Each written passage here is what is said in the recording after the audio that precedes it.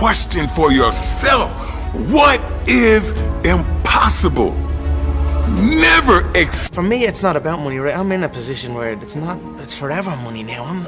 This is not for money for me, you know what I mean? So no amount of money will stop my hunger for this and my hunger to compete and entertain and live my life the way I want to live it and the way I enjoy to live it. My favorite line that Rich Dad said, he said, money may not be the most important thing in the world, but it affects everything that is.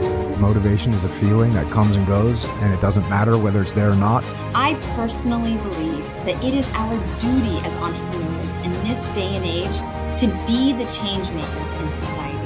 It's not just about building a business. If you wake up and every day you obsess over something and you live and breathe it, and that's what you think about, that's what you do, that's what you study on and off, that's what you stay up every night grinding, and no one else even gives